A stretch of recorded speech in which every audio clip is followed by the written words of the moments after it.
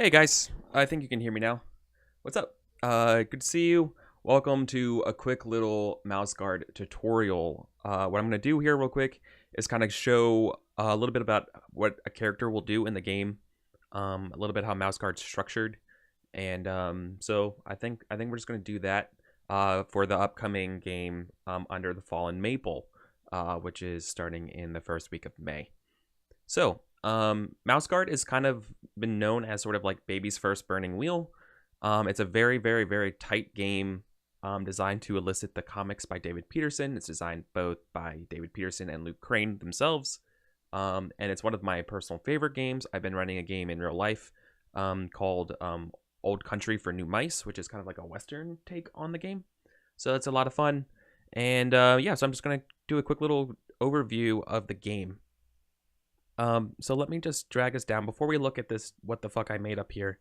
I'm just gonna do a quick little like structure of what this game is, right? So unlike other role-playing games, Mouse Guard actually has a board gamey component.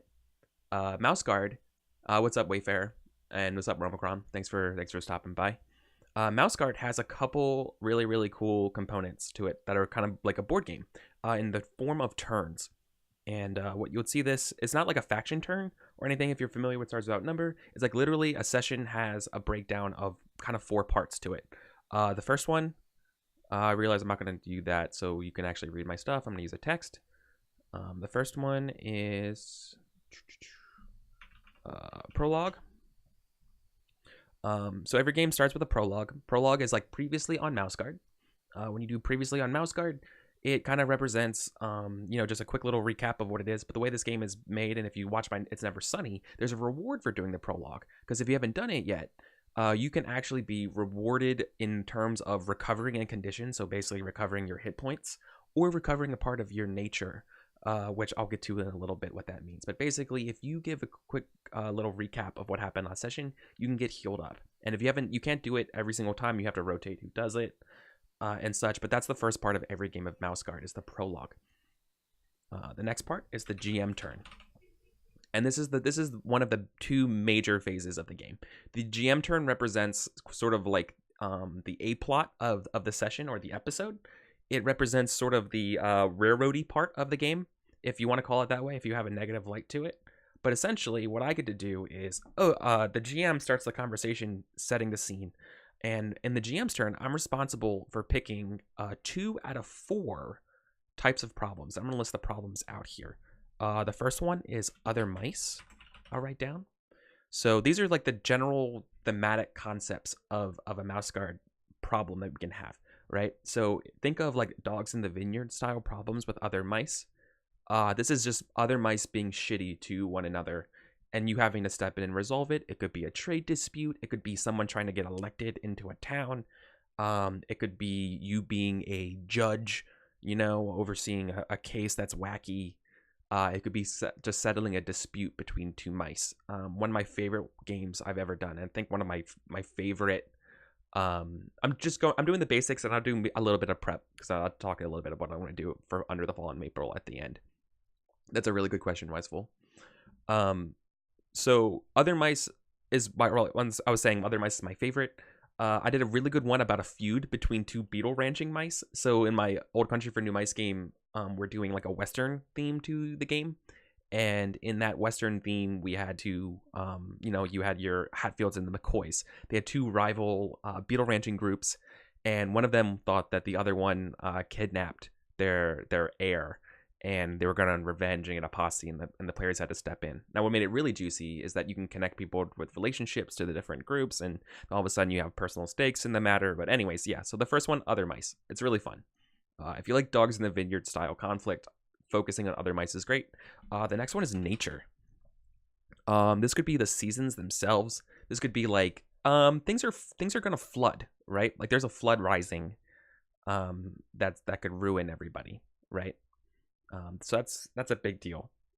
Another thing could happen is winter is coming and you need to harvest stuff, right? So that's a big one. Animals is another one.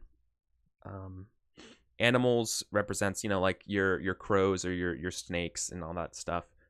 Very, very like explanatory. Basically, I get to grab 2 of these, and I think the fourth. What is the fourth one? For some reason I can't remember what the fourth one is. It's other mice, nature, animals, weather. Weather is the fourth one. And weather kind of falls in with nature. These are the 4 basic food groups that I get to design the GM turn around. So for example, in one session, I can just be like, all right, I'm gonna grab nature, and I'm gonna grab other mice, right? Because I love those 2. So I'm gonna grab these 2, and this is what my GM turn will be kind of about. They're like 2 major problems, and then I come up with a scenario that centers around these 2 problems. And then when that's done, we go to the next phase of the game, right? Let me bring this to 100 again. It's the player turn. The player turn is when it's the less railroady section of the game. This is when I let go of the wheels and I give it over to the players to be like, okay, so you accomplished the 2 things you needed to do. It's your turn to do. And the way this works is that players have what are called checks, and checks are basically options for you to step up and kind of take the spotlight and do something. What makes this game really interesting and really fun is that the GM turn doesn't end when you think it could end. Let me give you guys a quick example here. Let me see if I can bring this over.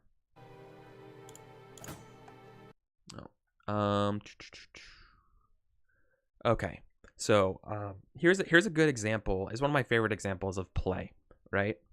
So you can end a GM turn with the solution to the problem not being completed. For example,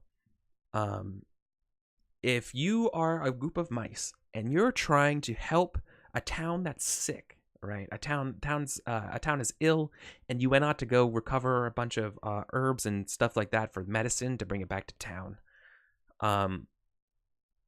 We could do the GM turn actually being other rather than other mice. It could actually be weather and nature. And what you could end up doing is being like, well, it's snowing because it's getting close. It's the end of fall, and it's really, really hard to find the certain herbs that we need, right? So we can find, so that could be like the weather problem. It's like going out in the woods and trying to find this stuff during the snow. And then nature could be, it gets even worse. Like the snow gets even, or weather could be, it gets even worse. Or nature could be something like the weather changes and it turns to ice. It could also be, for example, one of my favorites is like you can do something just with the terrain. So say in order to, the thing that we need is a flower that only grows deep or high up on a hill, right? Or something like that. So you have to so then you could do, okay, well, in order to get that flower, you could design and structure a game where you have to test to climb up to it, find and then harvest it, and then be done, right? So what I could do then is for my GM turn to get the medicine, it could be you're getting out there, right? The weather, and then it's actually finding the seeds, and then my GM turns over, and you guys are still in the wilderness. And you just got your medicine. So a player's turn could then kick in at that point and be like, okay, well, we need to travel back to town. And then you can kind of keep continuing play. Another part of the player's turn is making sure that you're able to hit all of the super good parts and juicy parts of the Burning Wheel Artha stuff, which I'll talk about in a little bit. And then the last part is the session experience, right? So once again, another quick recap. Everybody. So we have the prologue, which is the previously on mouse guard. You can heal up. The GM turn, which is when I the GM, kind of take the seat and lay down a situation, sort of like the A plot of the session. The player turn is sort of the part where the players can either fill in the parts that we didn't get to with the GM turn. So for example, if they rolled really poorly and stuff, they're still kind of like bogged down out there. Or they want to pursue their own personal goals, like, uncover their father's killer or something like that, like the B plots of an episode. You can do that in the player turn. And then obviously the way that, since the game's very much like a dialogue, different sessions could be, I could turn a player's turn kind of, and like what resolves from a player's turn into the next GM turn, right? And we can kind of continue play from that way. And that's sort of the overview of the structure of a mouse guard game, right? So prologue, previously on GM turn, choosing 2 major obstacles to construct the session with. Player turn, to let the players do what they want, fulfill everything. like solve their quest, their goal for the session, in addition to say they didn't get a chance to play up a belief, right? And in this game, if your character has, characters have a belief, they get, that means, and if you play that, then you can earn experience. So in order to do that, you should use your player turn to try to get yourself in a situation where that can be fulfilled. And so let's talk a little bit now about the mechanics and stuff like that. So I'm going to bring us up here to this giant what the heck did I make. I'm also going to bring over a character sheet real quick. So this is just a blank character sheet. It's a template based off a sample character. Let's look at this one. Like, here's his belief. This belief for this character is the best solution is found at the blade of my sword, or the tip of my sword, right? So this person's like combat first. Obviously, that may not be the best, right? But if that's true, or if this didn't somehow not come up in play, for example, you're finding all of this. Okay, here's a really good example. Let's go back to the weather one and getting the medicine, right? There was nothing to fight, so you never had to use your sword yet. So this belief maybe did not come up in play. Now, if I was this player and we're back in town, I could suggest, or I could be like, okay, is anybody hogging the medicine or something like that, right? And like, I want to make sure, or somebody like bullying somebody over this medicine, is somebody who really needs this medicine not getting it, right? And then we can be like, oh, okay, because like he's like, because I want to like try to maybe fight them or something like that. I want to like put forward, the best solution is that, or the other way around. You could totally put in you could kind of angle yourself into a situation in this town to be like, maybe not using my sword is, discretion is the better part of valor here, and you could do that kind of stuff. So that's kind of a big deal. Or a way to play your instinct. All right. Here's the best way of doing it. If I was that player and I wanted to find that person who was fucking things up, I would probably like, okay, make a circles test, right? And I don't think this person has. I don't think I gave them a circles score yet. Oh, I did. 3. Okay, so let's do this as an example. All right, let's just carry on this example of how this game works. When I want to find this. I want to find. I know fictionally it's been established that I think my enemy, my personal rival, is in this town. Is in the town that's sick, and I know he's a dirtbag, and I want to go tell him that he's a dirtbag, right? And maybe even fight him. And that's what I want to spend my check on for my player's turn. Right? I want to go find this guy and tell him he's a bad person and he needs to get out of here. So, me as a GM for this player's turn, I'm going to be like, okay, that sounds like a circles test. You want to find this person, right? You want to find this person. We can go over here. Look, here's some basic things. Finding someone is a circles test. And I have a circles of 3. I'm going to say this obstacle is, let's say it's a 1, right? This should be pretty easy. The guy you're trying to find is a well-known bully and kind of a coward. So what I'm gonna do is, since that character, I think I called them yellow. Guard 1 is yellow. I'm gonna grab 3 yellow dice here. No one's gonna help me. I'm just gonna do this straight up. So I'm just gonna roll these 3 dice. A success is 4 or 5 or 6.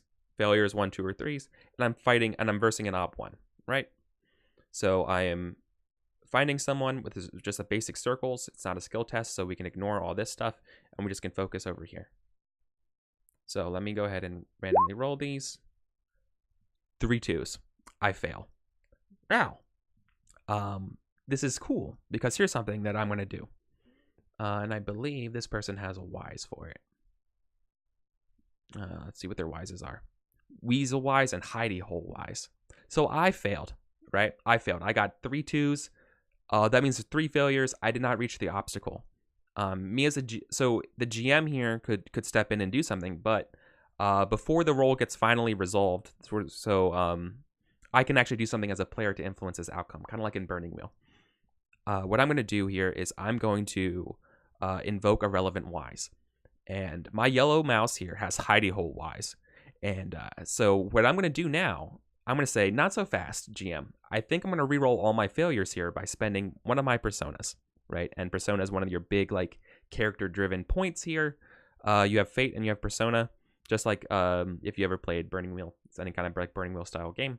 I'm going to burn my persona, and I'm going to reroll all my failures.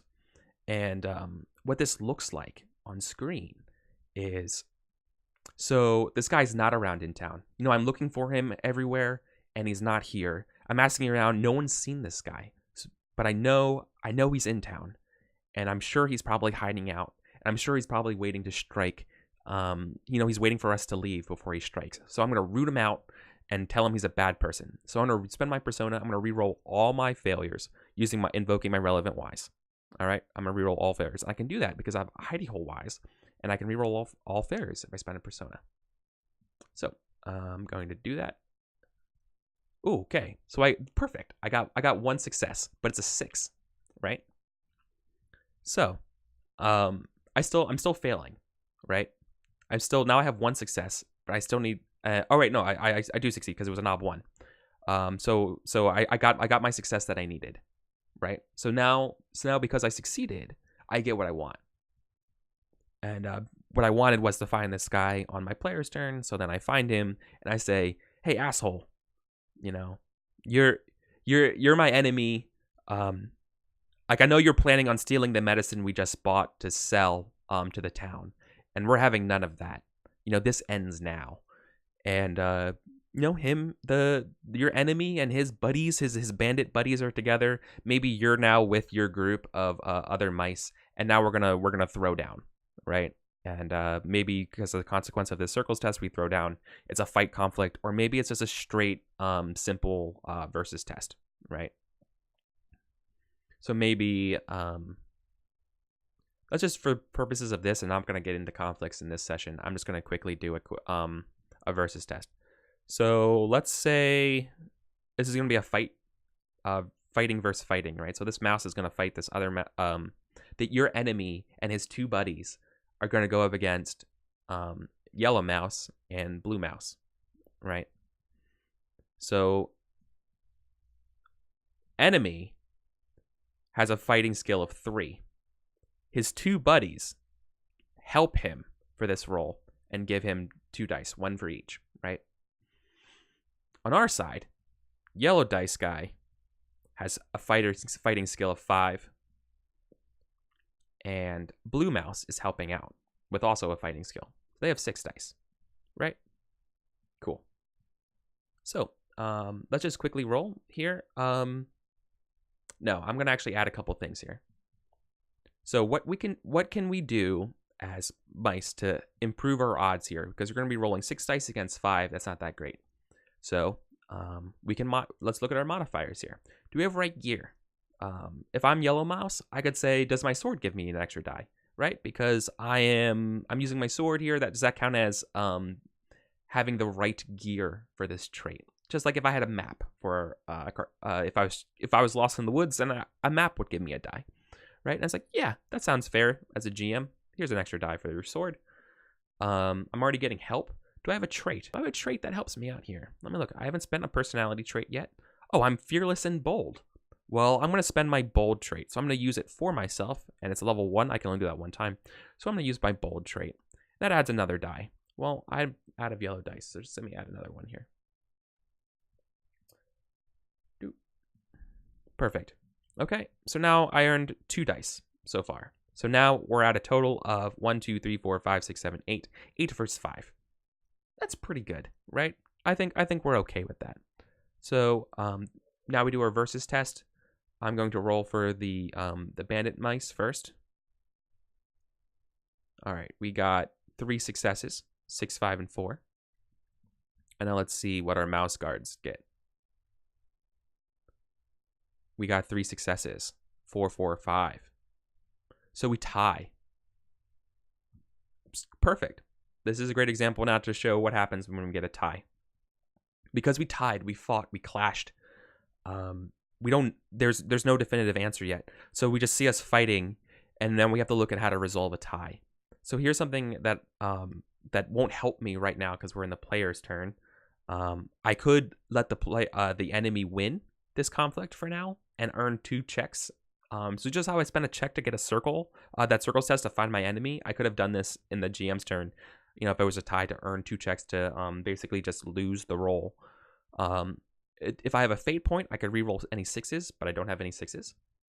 I could then otherwise we have to go to the tiebreaker roll, right? And what the tiebreaker roll would mean is that then we just roll our the root of the skill, which is fighter. Fighter goes to health. So we're going to re-roll against each other at health. And let's look at what our yellow mouse's health is. Their health is 4. And I think the other guy's health is also 4, just for purposes of this question. So we're gonna roll. I'm gonna roll the bandits first. So the bandits' health, 2 successes, 1 success. So our mice lose because the tiebreaker roll did not go in our favor. So what this means is that the bandits, then the GM gets to describe what happens here. The bandits lick our guards mice. They're not good enough. They get an ambush on us. Our fight, this ends now. The enemy's like, you're nothing. I'm gonna make an example out of you guys. You guys are the laughing stock of the mouse guard. And this is why maybe the enemy already left the mouse guard, right? Maybe he went rogue, right? He's like a dark Jedi. He's like, you guys are, you're the problem. In my opinion, it's the Jedi who are evil. Blah blah blah. And they tell, so there's a clash, there's a fight in this basement, in this hideout, and it's over. They have the high ground, and and I could say you guys have to leave town. You're beaten up, so you're gonna earn the condition that you're injured because you were beaten up as this role, and the bandits here are laughing at you. At your pitifulness of trying to fight them. This isn't your town. This is their town, right? So that could be maybe where we end that example roll. Okay, so this is where it gets really intense because all of these games involve building dice pools to try to solve a problem. You could do this a couple ways. I want also real quick, guys in chat. Is there any sort of because I'm gonna do an example about nature next. But before I do that, do we like this like me using these tokens of dice and rolling them, or would you prefer if I do something like roll 46, greater than 4? Like, would you rather me do that so we can see the results, or would you rather me just keep using the tokens to see which one's more readable? While you're doing that, I'm just going to assume the tokens are fine for now. So let's talk about natures. All right. So mice have a thing called natures, and their nature has what are called descriptors, and these are things that basically represent the wildness of a mouse, and that's escaping, hiding, climbing, or foraging, right? So these are the 4 things that can help you out. What it means to use something that's within your nature, it means that you're not going against your nature, so your nature won't change. If a mouse nature gets low, your mice become a little bit more human-like in terms of their sensibilities. Mechanically, when you have a lower nature, it's easier for you to pick up new skills. If you have a higher nature, it shows you're a little bit more wild. You're a little bit more in tune with your nature things. It's much more difficult for you to learn skills. But the flip side to that is if you have a high nature, you can sometimes use your nature in lieu of a roll if you don't have the skill, right? So for example, let's say we are doing an API script. By the way, Saragon, that's exactly what I'm thinking of doing in the future. I'd love to make a script where I can just grab whatever my selection is of dice of a rollable table and then calculating stuff off the rollable table. Anyways, I'll get there later. So let's go ahead and do an example of how you would use your nature. Let's use the example that I was kind of going with earlier about finding the medicine. Okay, so let's let's ignore the stuff about so the previous example is over. So Yellow Mouse is fine. This is a different session. This is a different episode. So he's okay. He's not injured. He's totally fine. He's healthy. Everything's fine. Let's say Yellow Mouse is trying to find. He's trying to get back. He's trying to get back to town, right? He has the medicine. The whole group has the medicine, and they're trying to leave town, or they're trying to leave the wilderness and get back to town. And maybe it's raining, right? This is a pretty classic example. You went out, you got the medicine. Now you have to make it back to town because everyone in town is sick. In order to do that, you're going to need to make a pathfinding test. And because the pathfinding test, let's say it's a short distance, but it's washed out, it's like an OB5 test, right? So it's an OB5 pathfinding test, and Yellow Mouse is going to step up. Let's see, does Yellow Mouse even have Pathfinder? No. Okay, so he's not going to. No, that's be a perfect example. Yellow Mouse doesn't have Pathfinder, and this is a Pathfinder test. So what the fuck is he going to do? Well, good old Yellow Mouse is going to use his nature. So remember, he has the skill? No, he doesn't have his nature. Is this within the nature's descriptors, though? Here's a discretionary thing that happens in the game. Now, let's say we lay the scene that this is a forested area, and it's raining really, really, really hard. I don't want to say it's raining cats and dogs to mice because that doesn't make any sense, but it's a downpour. Yellow Mouse has his cloak up around his head like a hood to keep the rain out of his eyes, and he's looking for a place to go. He spots that the water is coming down so hard that some of the lower sticks and brambles and brush and leaves and stuff are getting carried away by the heavy water flows. So he has to be really careful about which sticks he wants to try to find a path up around the trees and sticking to the high ground. And if I'm this player, I could be like, does this count as climbing? Can I say that I'm climbing trees and twigs to get to a high ground to stay away from stay up above the water as much as I can? And as a GM, I could be like, no, because that's not exactly like vertical climbing. Or you could be like, yeah, in this case, I'm gonna say yes, right? Because that sounds fun, and you're engaging with what I'm describing about the sticks and things getting moved around. So you're quickly trying to find a precarious way up these slopes to get away from the rising floodwaters as you make it back to town. So let's do that. So it's a nature, right? When I say nature or luck, it could be beginner's luck. I'm not going to worry about that right now. That's if I wanted to learn, Pathfinder. Instead, I'm going to use my nature. And what's Yellow's nature? Yellow's nature is nature of 3. Fuck. Okay. Well, Yellow's nature is 3. That's not great. What's Blue's? Blue's nature is 4. Well, okay. And what's White's nature? 5. Okay. So theoretically, if this was an actual game, White probably would step up and take the lead. But for this instance, Yellow's doing it, right? Yellow's stepping up to take the lead here. So Yellow Mouse is going to step up and do this skill as a nature, right? He's going to use his climbing nature to represent that they're making back to town with the medicine, right? Do we have it's really hard to see in the rain, right? It's really difficult. The player says that, well, he has a map of the area, of the territories. Does that count as gear for this test? Absolutely.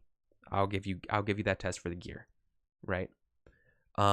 Your patrol leader, the White Mouse, steps in and says, I will help you as well, my nature. I'm a good climber. As well as Blue Mouse helps with their nature, right? Nature helps nature, right?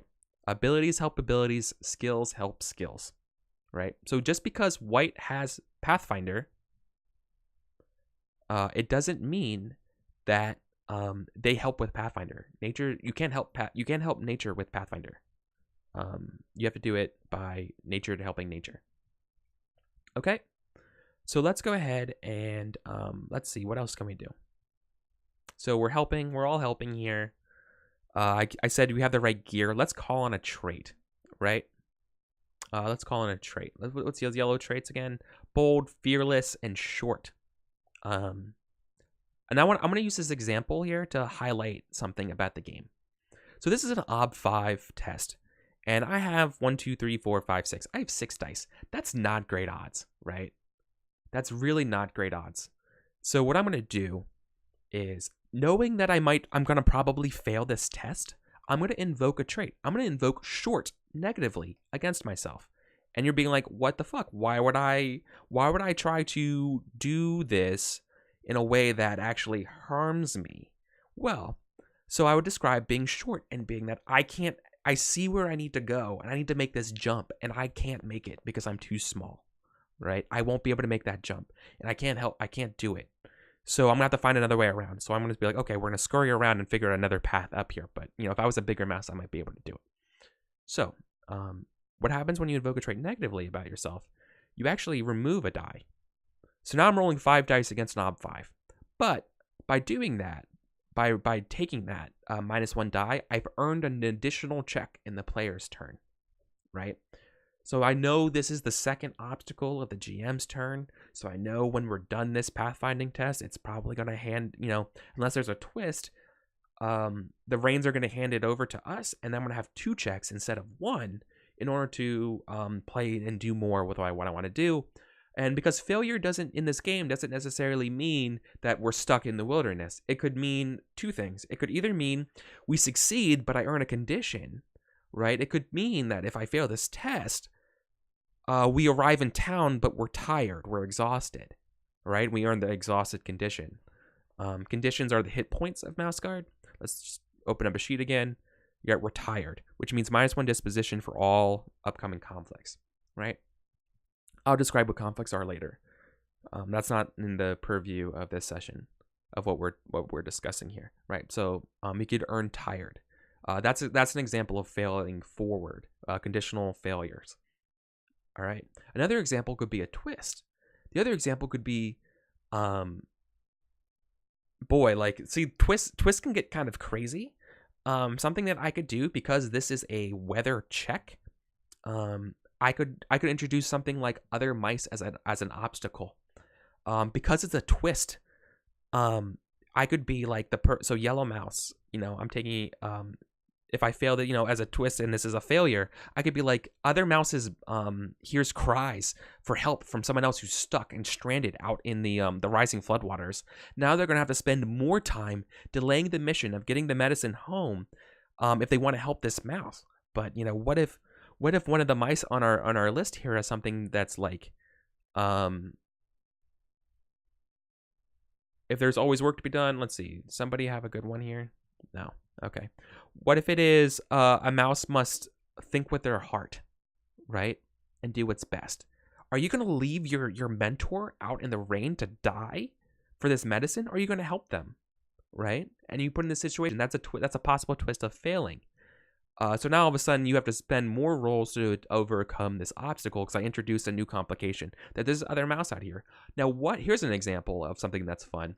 What happens if you have something like that same exact belief, right? Like a mouse must think with their heart. A true mouse guard must think with their heart as well as their head, right?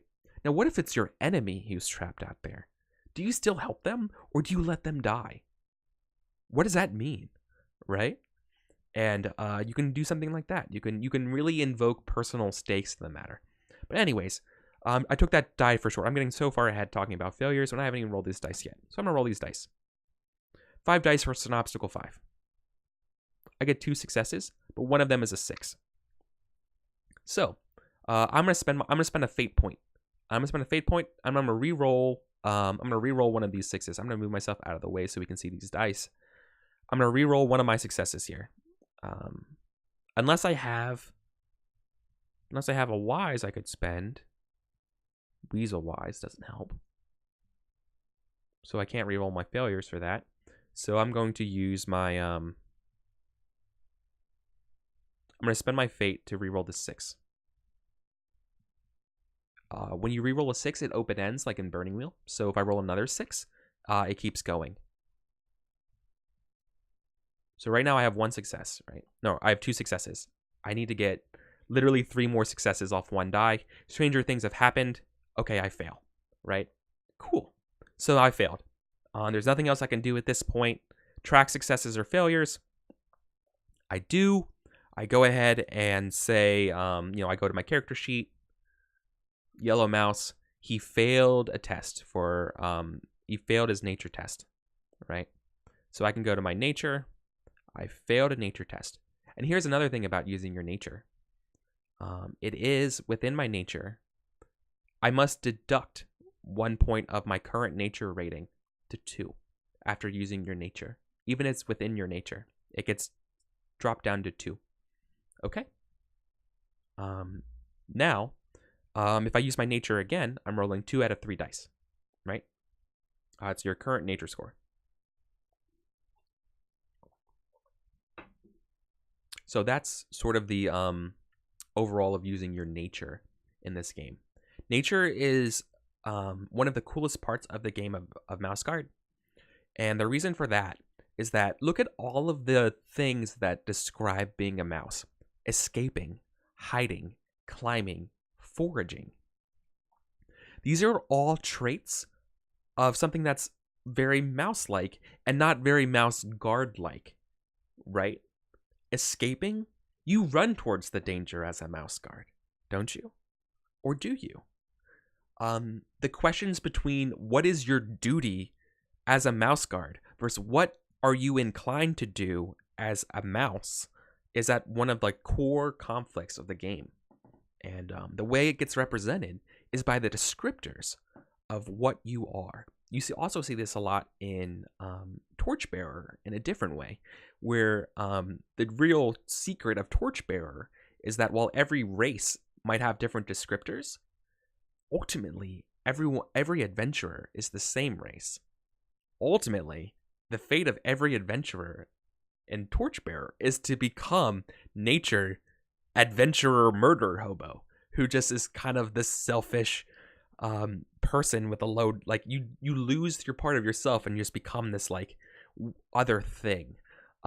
This like imagine you are you've been out in Vietnam, like the Vietnam War, too long, right? You've seen shit, and that gets represented by your nature decreasing. You're no longer that epitome of halfling, epitome of elf, epitome like strong, brave human. You're this cautious. You've been in the woods, you've seen shit. So like, yeah, the conflicts of nature versus what you're actually doing in the game is a big reason why I love these games so much. Okay. So I did a quick little overview. Is there anything you guys want me to review now? Do you want me to review? Let me just scroll back up through chat. Crafting nature obstacles, Matthias. I see that, crafting nature obstacles. The real trick I would say for you for that, crafting nature obstacles, is that you don't actually craft nature obstacles. Let the players decide if that's what they want to do. If they want to use their nature for a role, let them. It's just a way of doing it, right? It's a way of them accomplishing a problem.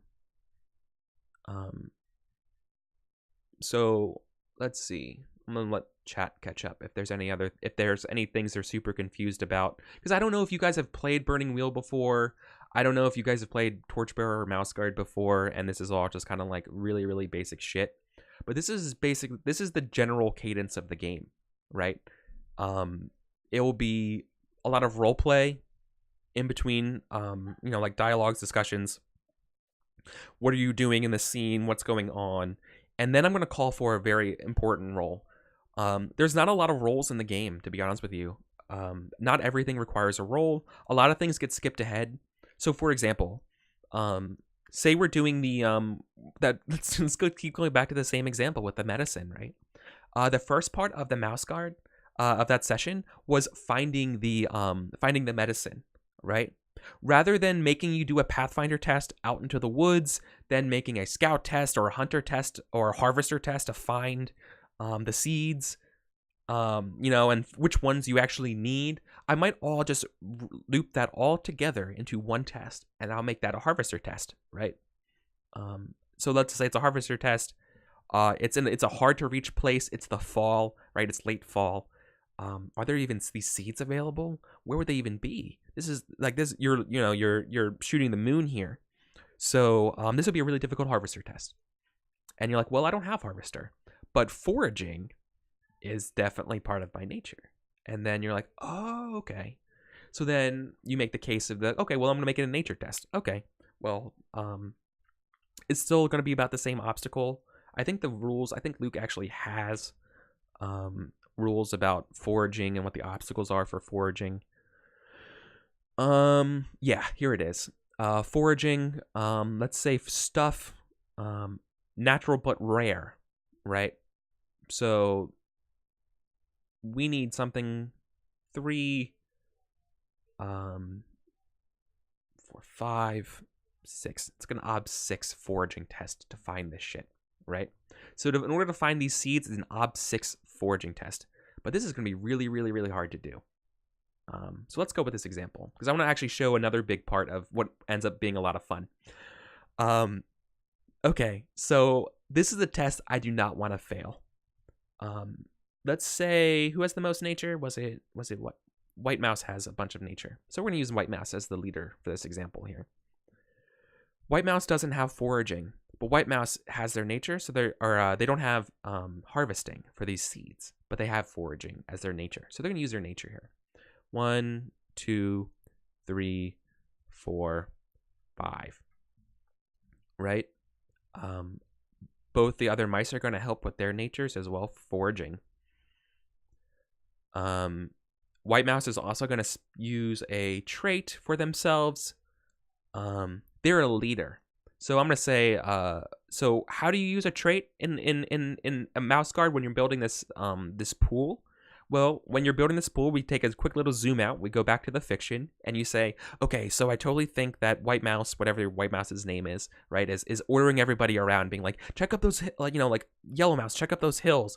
Blue, look over there. Try to look under every rock. Leave nothing unturned. We need to get this medicine, or everyone in Tea Leaf is going to die, right, or whatever in town is going to die.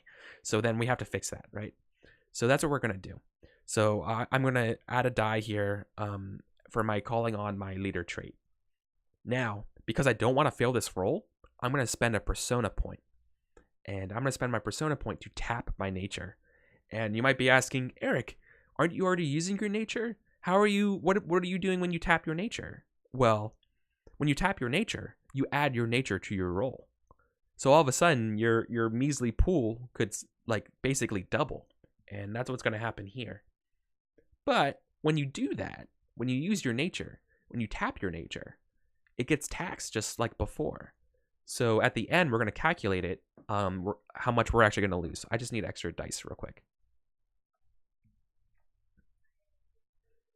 4, 5, right? I'm double tapping my nature, so I'm adding 5 additional dice to this pool.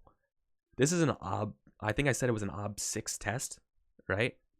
And now I have 1, 2, 3, 4, 5, 6, 7, 8, 9, 10, 11, 12, 13. I have 13 dice for an ob 6. I'm feeling really comfortable with 13 dice for this, right? So let's roll these 13 dice. Let's see what happens. I have to get at least 6 successes. I get 1, 2, 3, 4, 5. I get 5 successes on 6 dice. Fuck me, right? Welcome to these games. This is one of the reasons why I like this game so much.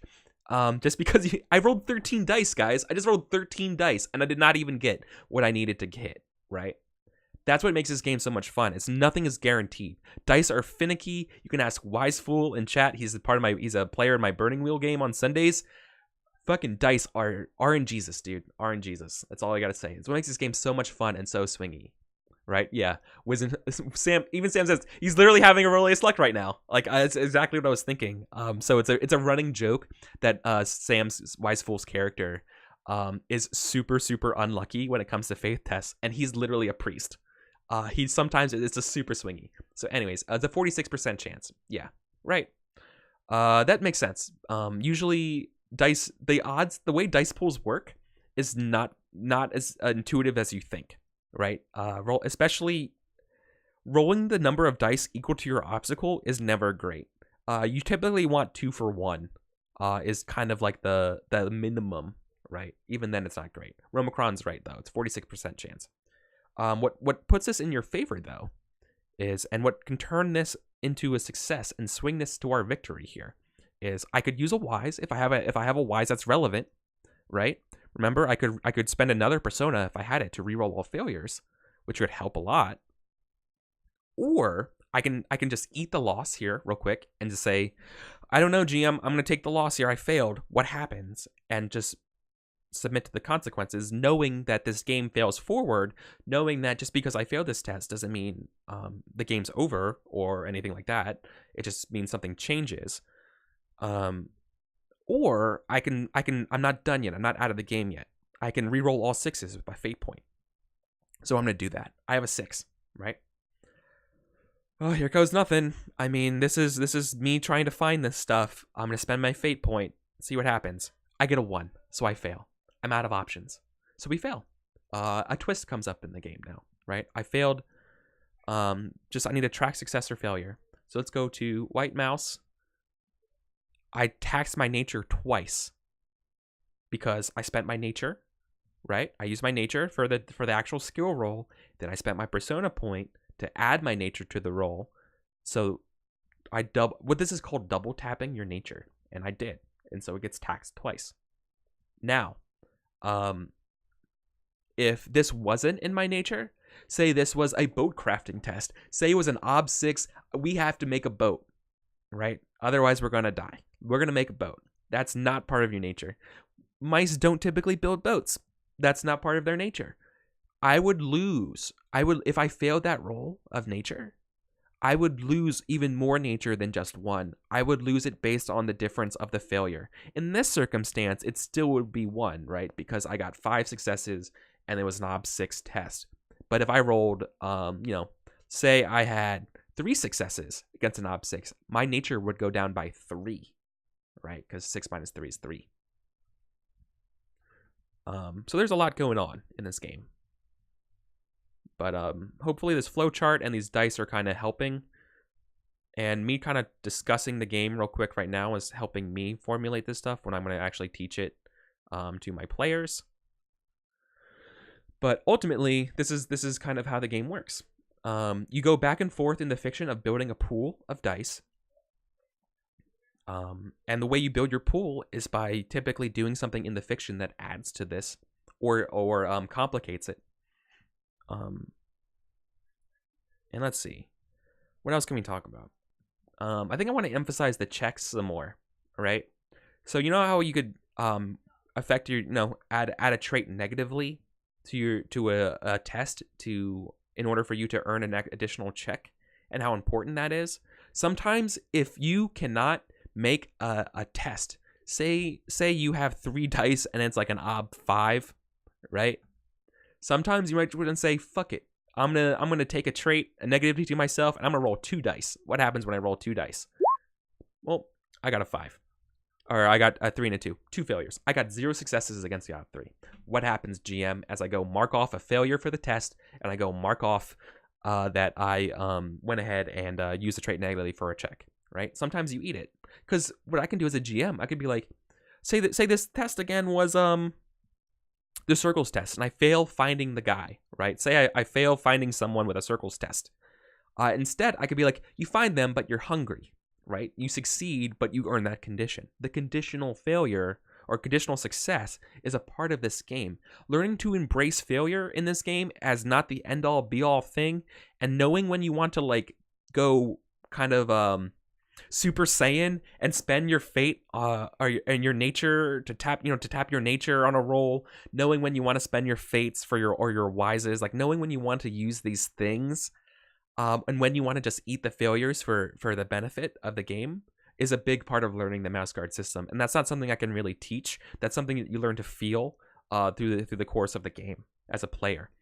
It's something that I get really excited about in the game. Also, you need to fail tests sometimes in order for you to learn skills. The way you learn skills is really, really fun. The way you learn skills is, how we're marking off passes and failures? To improve a skill, you must earn a number of failures equal to 1 minus the skill, as well as successes as 1 plus, right? So say in order to get Hunter from 3 to 4, you need to earn passes and fails, right? And then once you do that, this thing goes up, right? Once you earn enough passes and fails, your skill goes up, like Skyrim. Like imagine this game is like Skyrim. So that's why you want to sometimes tank rolls as well. So sometimes, Yellow Mouse with its lower nature wants to step up and take the test instead. These are all things that are going on in sort of like the optimizing player-driven sort of I don't know what you would call it. I guess like the metagamey, Pathfindery, I have to get the most optimal thing for my character. Also turns out to be the best role-playing experience. Being like, no, if I'm not the most experienced mouse, and be like, no, I'm feeling this. I can totally take this test. White Mouse, my patrol leader, who's normally the person who's in charge and bossing us around. Like, no, you taught me very well. Let me step up and do this. Let me be the one who leads us to victory, knowing that I'm throwing 3 dice against like an Ob 6 test, right? Like knowing that I'm going to fail this horribly, and we all appreciate it. Or it could be like, I'm going to succeed. I'm going to prove to you guys that I'm a worthwhile member of this team. I'm going to invoke my nature on this roll as well. I'm going to add everything I can to it, and I have a good wise in case everything goes to shit. I can re-roll all my failures, like knowing that this test is going to be in the bag. I'm going to throw everything at this test. I'm going to get you guys to like me, that kind of stuff. Knowing when you want to kind of like go Nova is a big part of Mouse Guard as well.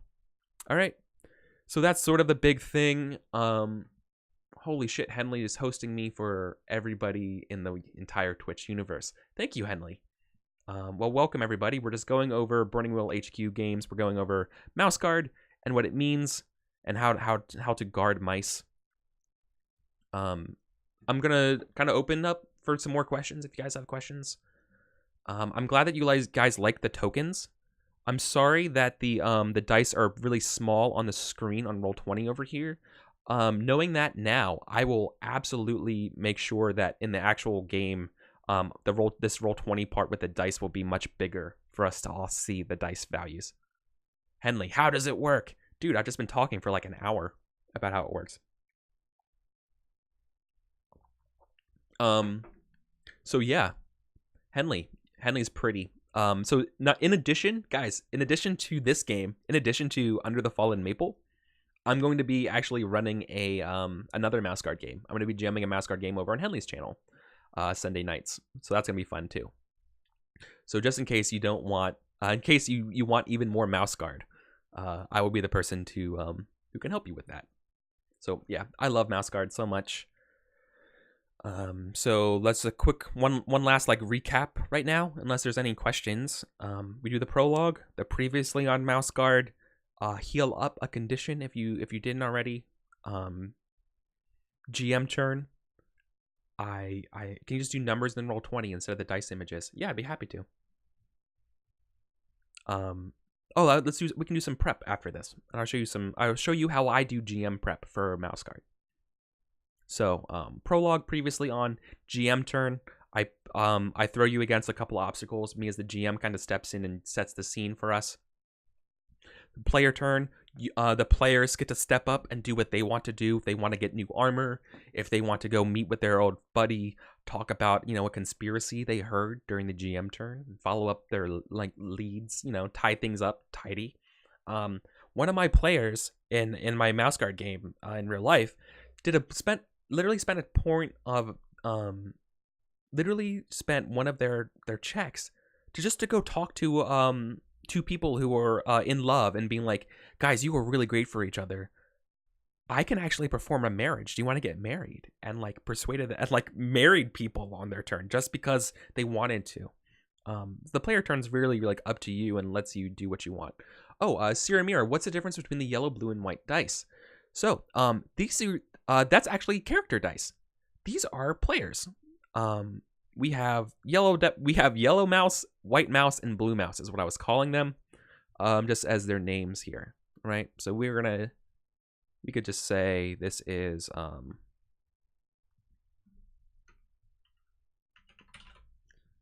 Yonovan. This is Whitney. And this is Bart. These are our 3 mice. Blue Bart, white Whitney, and yellow Yonovan. These are our 3 mice. They're not blind. All right. So, we reviewed all that stuff, and let's kind of talk about some prep now. So, prepping this game is one of my favorite things to do. Mouse Guard is so much fun to prep because it's so easy. It's literally making a flowchart for most of the game, which is something you don't really see a lot when you do a role-playing game, right? So the first thing we want to do, I'm going to write up here again, animal, other mice, nature, weather. These are the 4 big categories I'm going to choose for my GM prep for a session. I'm going to choose for this one, I'm going to choose things that I didn't choose before. I'm going to choose, what did I choose actually? So I don't pick the same ones. Weather, I chose weather and nature. So I'm going to choose other mice and animals for this one. Animal and other mice. This is how I'm going to, this is literally how I prep. Let's see here. Where could we begin? Normally I would go look at players' beliefs and figure out things to start premising them on. The best solution is found at the blade of my sword, right? Yellow Mouse's belief, Yanovin's belief, the best solution is found at the blade of my sword. This person believes that they can fight, violence will overcome a problem. So I want to put them in a situation where violence won't overcome their problem. Or if it does, it will escalate other things. So that's good. I will keep that in mind. What's Blue Mouse's? What's Bart's? A guard mouse never gives up, no matter the danger. So what happens if you're put in something that is too big to, no matter the danger is the real good condition part of that belief. What happens if you're up against something that you really shouldn't be? And then patrol leader.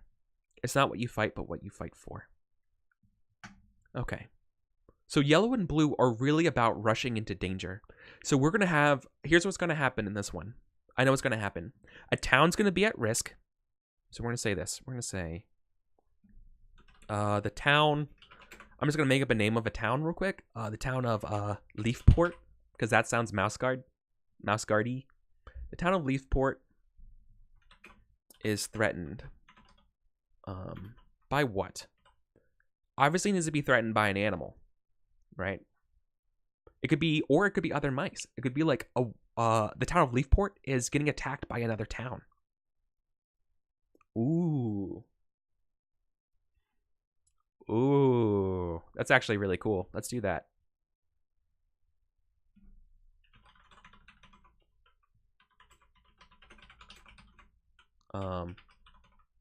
Let's say this, right? The town of Leafport is under siege by the enemy town of Colesdale.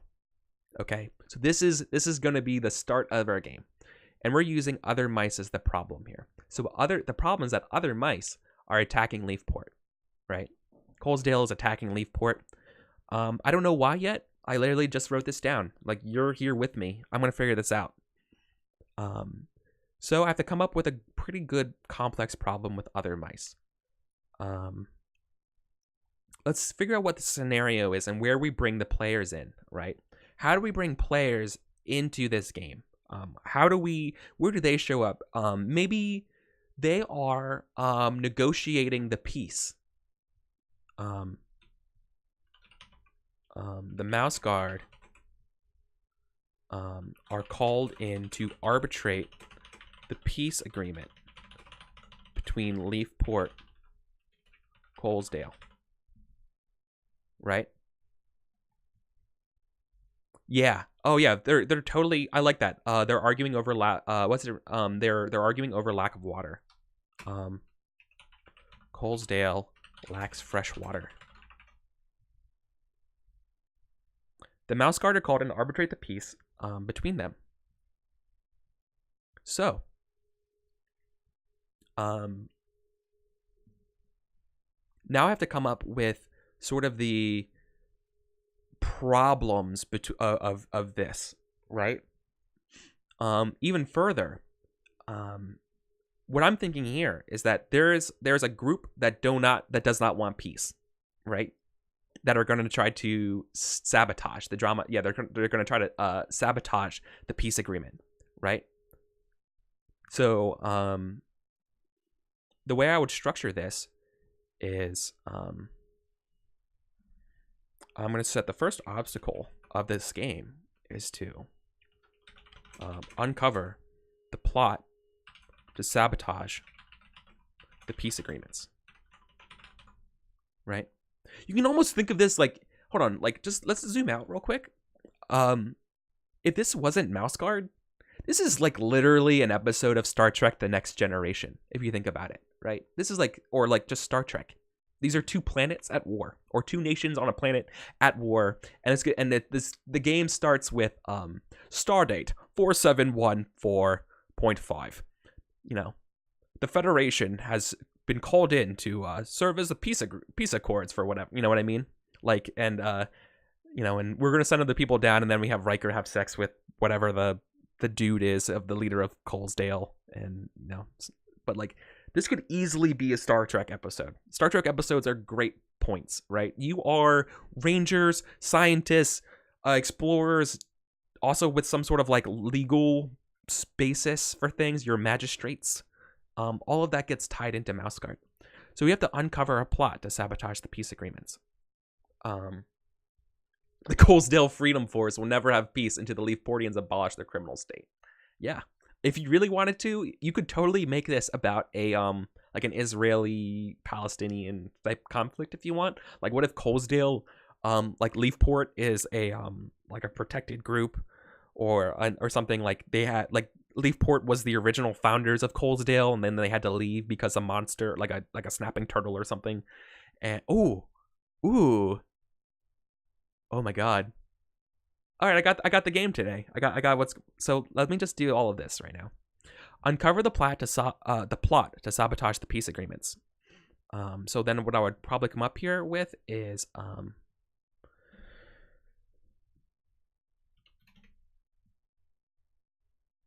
this will start with you've heard rumors that the Colesdale Freedom Force are going to try to assassinate the leader of Leafport. Magistrate Cumin. Right? Colesdale Freedom Force are trying to assassinate the leader of Leafport, Magistrate Cumin. Not magistrate, because you guys are magistrates. Governor. Right? Viceroy. Governor Cumin.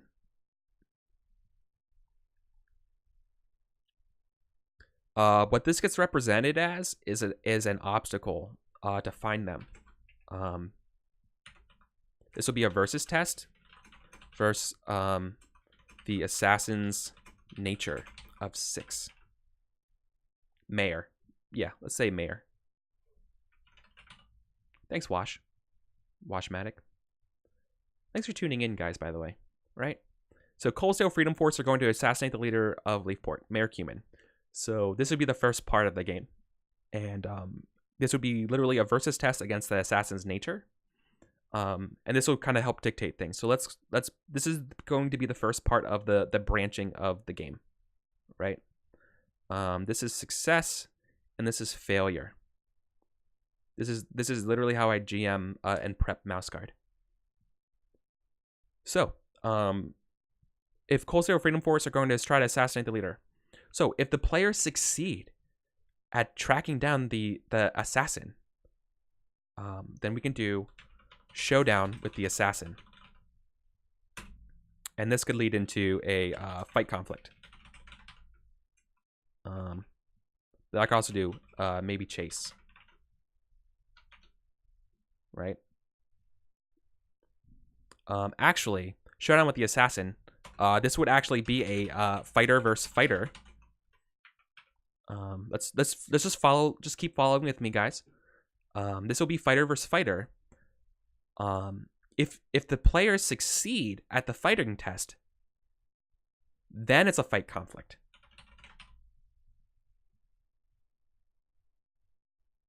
If the players fail,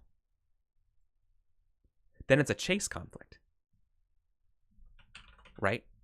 And what this could represent is whether or not the So wait, so mouse guard is a binary system of failure states? In a way, but then again, isn't every role-playing game kind of that? You just kind of have to make up what success and failure kind of looks like. But I don't necessarily have to follow exactly every failure, and you'll see that in a second. I will have branching failures that I can choose based on the pace of the game, based on what we want, based on sort of how kind of everything wants to happen, and just based on the feeling at the table, right? Which is what any GM does for any game, right? If you're GMing D&D, when do you choose to throw down a an encounter table, like a random encounter, right? All right, thanks for streaming this. I'll catch the rest in the VOD. All right, take care, Wayfarer. Thanks for tuning in. All right, so we're going back to the uncover the plot to sabotage the peace agreements, right? The CFF is trying to assassinate, so they send their best assassin to go kill the mayor. The players are able to they track down the assassin, and they try to thwart him, right? So I would describe the showdown with the assassin of being like you're able to cut off the assassin up on the second halls of the mayor's mansion, right? The mayor's in his office, and you have him, and you show down right there, and you try to stop him. And then you describe this kind of stuff, what the fight versus the fight test could look like. If you guys succeed at the fighting test, then we dive into the actual nitty gritty, what's called a mouse guard conflict. Or if it's a failing, that means the assassin's able to kind of like break you guys off a little bit and give way and give chase. He's trying to get out of here alive. He doesn't want to get caught that he's an assassin, right? So basically, if you succeed here, you kind of cut off his escape, and he's gonna have to fight. We do the chase, right? So what happens is, the conflict. This gets really nebulous right now. Like planning out what happens to succeed in conflict is really hard.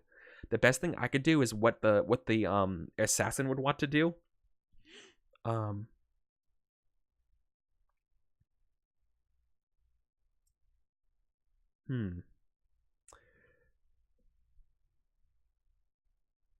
I think the assassin will actually try to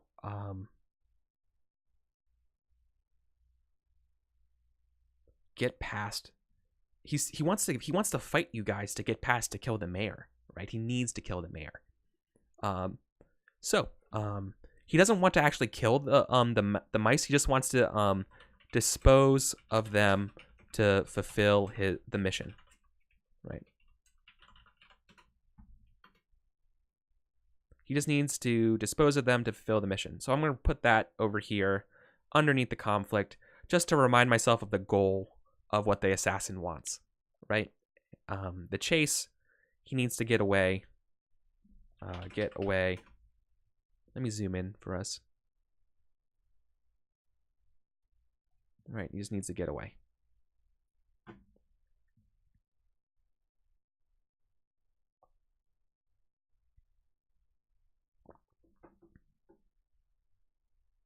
All right, let's start fleshing out the let's keep going down here. Actually, the conflict. The players will probably want to stop him.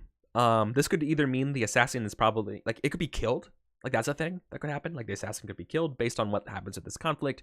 It could also be the assassin is captured and you interrogate him, kind of stuff, right? So we could do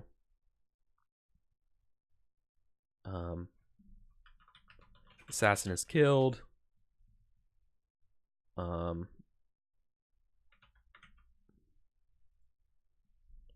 Captured.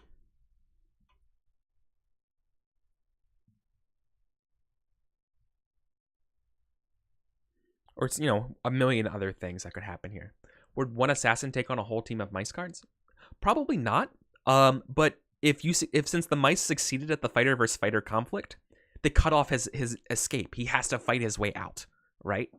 So that's when we get to the fighting conflict, right? Otherwise, he would try to break away and try to get another shot, right? So assassin's killed. Actually, I put assassins killed or captured over here. And if they fail, right? If the assassin wins this conflict against them, that means I think it's fair to say that the mice have failed to thwart the assassination attempt, and the assassin kills the mayor. right? Because basically he disposes them, he fulfills his mission, right? Now, this could get really gritty in the conflict in play. This is not as cut and dry as we want to make it out here, because what happens in conflicts, there's always kind of like a middle ground.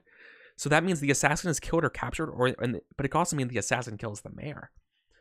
Like this is a thing. This could definitely be a big issue.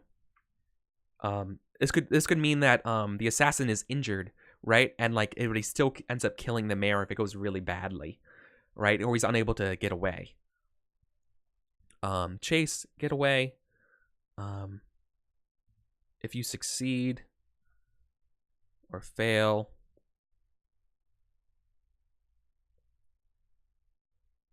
once again, like I'm putting, like I need to emphasize that because this is a conflict, I don't know what the player's goals are going to be of the conflict.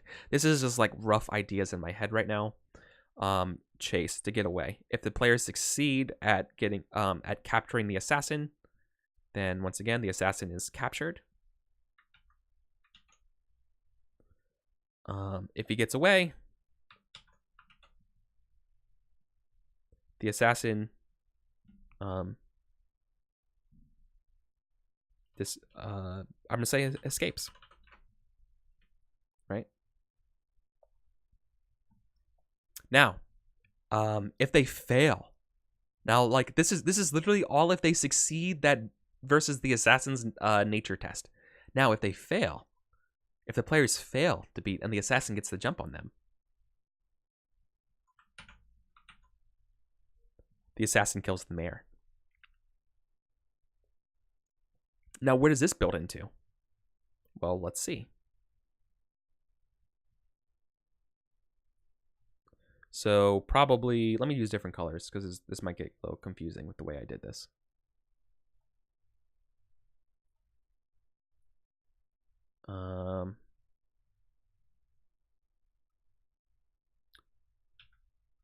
So this is all conflict number 1. Uncover the plot to sabotage, right?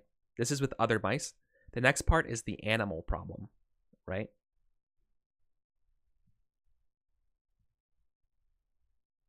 So that's going to be the next step of it. The assassin kills the mayor. A consequence to this would actually be, let me actually make a thing here. It's going to be angry. Oh, yeah. Yeah, they're going to be angry.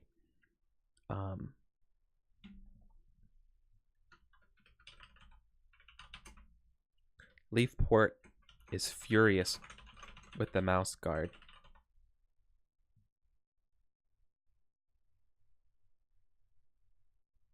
Right?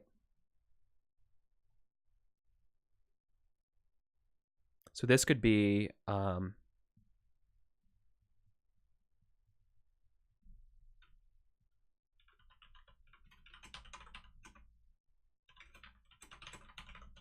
so this means now Leafport is furious that the mouse guard failed to protect their mayor, right? This is their duty. They're supposed to oversee these peace accords are successful.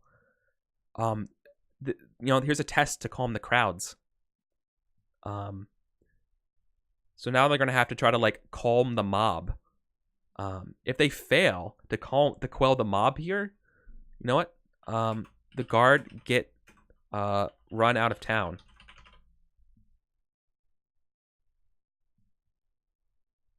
If they succeed, now this would be really hard to be like, hold on, like we can fix this, right? Nothing is left. This might actually end up going down to the next big problem.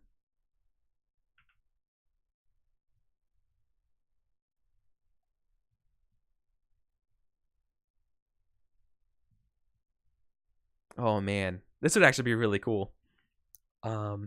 What? So now we have to have we have to have an animal come in, right? Oh, you know what? It's not nature. It's not weather, guys. I think it's weasels, actually.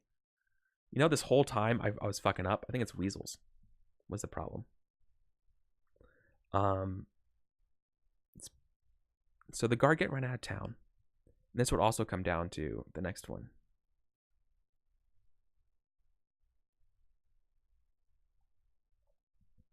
So this is all one part of my GM turn. Now we get all to step 2. So maybe animals are the reason there's lack of water in the first place, like beavers. Yeah.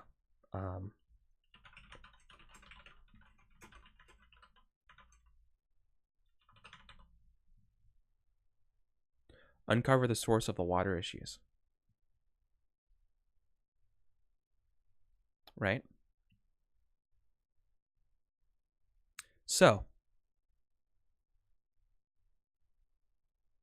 if the assassin is killed or captured,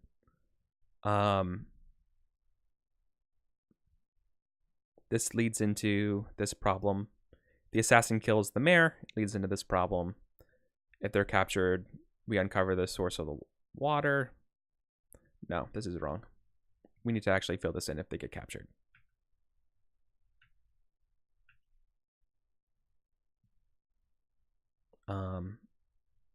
We could just say, as part of when they get killed or captured, they reveal the CFF HQ, right? So this would be something that'd be good to follow up in the player's turn.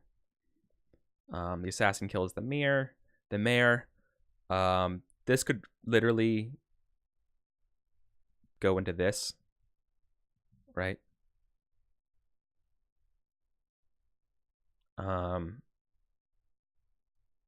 Captured does this thing. The assassin escapes. Goes into this as well. So pretty much we're going to get to the second part. It's just a matter of what kind of steps people end up going. Right? So uncover the source of the water issues. So let's talk about what's going on fictionally at this point. So either they captured the assassin, the peace talks are getting ready to go underway, and maybe the peace talks get to an impasse. No peace can be made unless they get water, and Colesdale and Leafport has no water to offer them because a beaver dam is set up and erected last spring that's cut off that's caused a shortage of water. They only have enough for themselves, and this is kind of maybe the major problem. So the peace can only happen is if they coordinate to get rid of the beaver dam, right? If they want to get rid of the beavers. So let's put down here the beaver dam. So this is going to be 2 beavers and their dam. And part of me wants to leave this a little bit abstract based on how they want to approach this. Because in game, know what this could happen? Like, know what could happen right here? It could be that the mouse guard are like, okay, we can find you these beavers and we can take care of them for you if you guys like send, give us some of your armies that you're going to attack to go, we can all drive out the beavers together. That might be a thing. And then all of a sudden, that's a way different conflict than what I had planned. That happens. But yeah, this is going to be a conflict against the beavers to basically, you can either try to convince them to be like, guys, you're going to need to set up your dam somewhere else. So let's maybe, I'll mark some of these things down. Like I'll do like convince conflict. We could do a fight conflict to drive the beavers away. Or it could be a scientist conflict. And this would be actually destroying the dam. Like if you wanted to like somehow if you wanted to be super stealthy, get rid of the key points of the dam so it breaks itself up. That'd be the scientist conflict part, right? So it could diverge into any of these. If it's a convince conflict,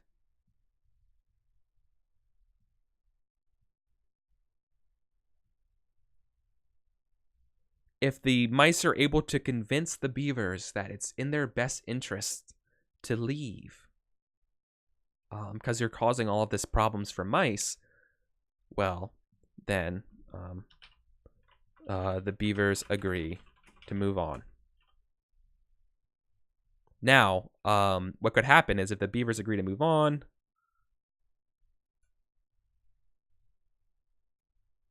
let me pick a different color.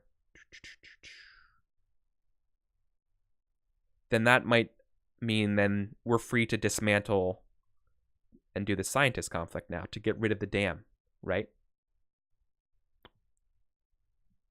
Yeah, or maybe the mice will get some future goods from making a deal with the beavers. Totally. Like, this is something that will end up getting resolved in play, like figuring out why or like how you could actually convince these beavers to move on. Let's do a convince conflict as well. So if they fail to convince the beavers aren't going anywhere, right? If the beavers aren't going anywhere, then it might have to get resolved by a fight conflict, right? Alternatively, once again, this is kind of like up to the players and kind of up to me. It could be like, no, the beavers aren't going to go anywhere, and now they're getting violent with you. What do you do, right? Like, that could be part of the fight conflict. And if they retreat or whatever, then we can come down here, and it could be like, no deal is struck. No deal is struck between Leafs Port and Colesdale. There's war, right? This might be the start of the play. Like, war will be inevitable.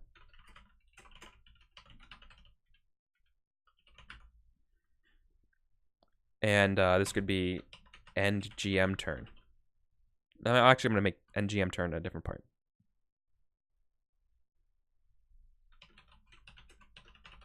Right.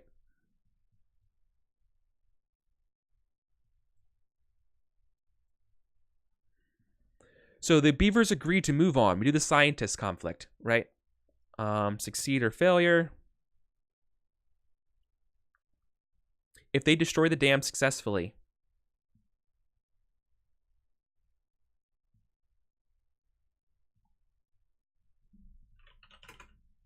peace is signed.